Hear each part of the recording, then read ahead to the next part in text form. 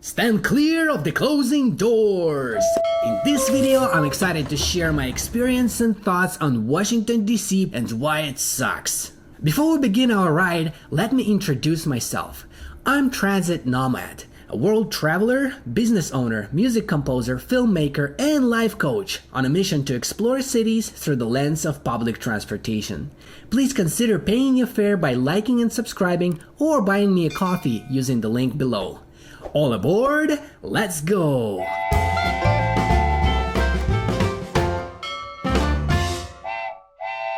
Beginning our next chapter on city cleanliness, homelessness, comfort, and safety, this is another one of Washington, D.C. weaknesses, with the situation worsening in recent years. No matter where you are in the city, chances are you're going to run into some interesting characters who are screaming nonsense, smelling bad, listening to loud music, or looking at you in a strange way. Ignoring them is usually the best thing to do, and they leave you alone.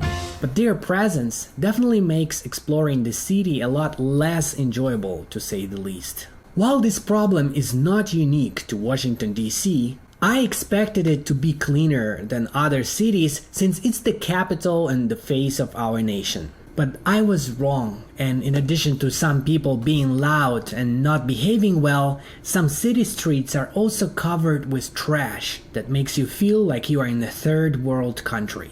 Although there is a significant police presence, with violent crimes decreasing, crime rates are above the national average in 2024, with 65% of the residents considering crime to be a very serious problem. Washington, D.C. is certainly not a clean or comfortable place to visit or live in, so this category is getting a low score of 2 out of 10.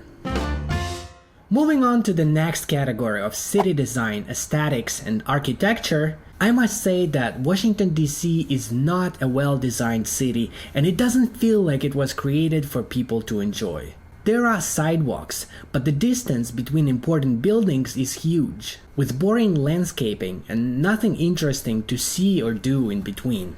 I love walking around and exploring neighborhoods, but in this case it was not that fun. I felt the lack of restrooms, supermarkets, stores, and other businesses or cool places to hang out. The overall architecture looked kinda boring, lacking character, style, and soul.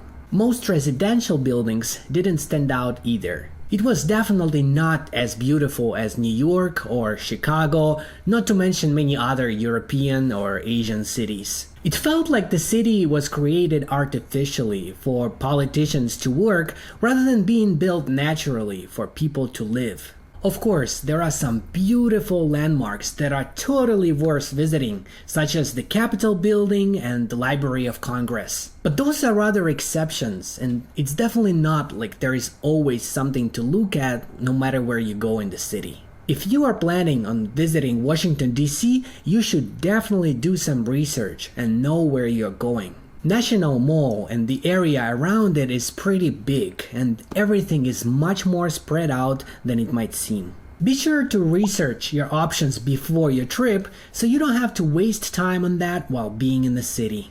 Visiting all the museums and government buildings probably won't be possible, no matter how fast and productive you think you can be. To make things easy, I've prepared an awesome 3-day itinerary based on my personal experience that should be perfect for active travelers looking to see a little bit of everything. Featuring my personal favorite destinations along with the most popular spots that are free to visit. Everything is rated on a 1 to 10 scale and organized based on location and convenience, which should save you plenty of time. If you subscribe or donate any amount, no matter how big or how small, on Buy Me a Coffee, you will get immediate access to this itinerary as a thank you for your support. Having said that, I'm going to give city design, aesthetics, and architecture a score of 4 out of 10. Thank you very much for taking the time to watch this video, and I look forward to seeing you in the next one.